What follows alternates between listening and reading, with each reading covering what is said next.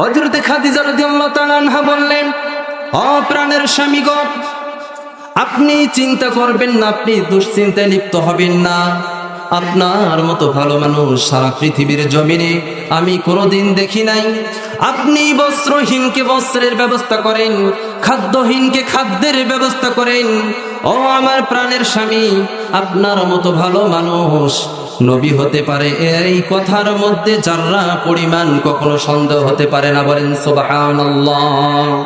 প্রভু আমি জামিনে তবু তোমারি প্রেম জামে হৃদয় গহীরে, আমি তোমারি গোলাম গো অন্য কারণা,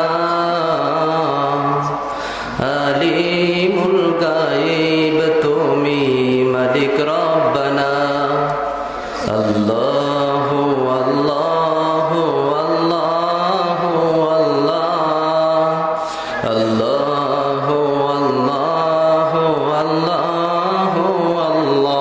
সারা পৃথিবীর মানুষগুলো নামাজ, রোজা, হজ, যাকাত, কুরবানি আল্লাহ তাআলাকে চেনে না, মানুষের সঙ্গে অন্যায়, অবিচার, জুলুম, নির্যাতনের মধ্যে লিপ্ত হয়ে গেছে।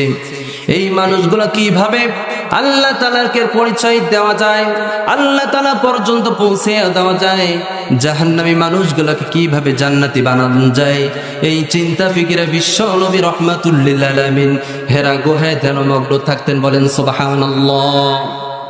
একদিন, 2 দিন, 1 মাস, 2 মাস অতিবাহিত হতে হতে হঠাৎ করে হযরতে জিবরাইল আমিন বিশ্বনবী সাল্লাল্লাহু আলাইহি সাল্লামের নিকট উপস্থিত হয়ে গেলেন। রাহমাতুল লিল আলামিন নবীকে বললেন, ইয়া রাসূলুল্লাহ, ইয়া হাবিবাল্লাহ, পড়ুন আপনার প্রভুর নামে। রাহমাতুল লিল আলামিন নবী বলতেছেন, আমি তো পড়তে জানি না। হযরতে জিবরাইল আমিন পুনরায় বললেন, ইয়া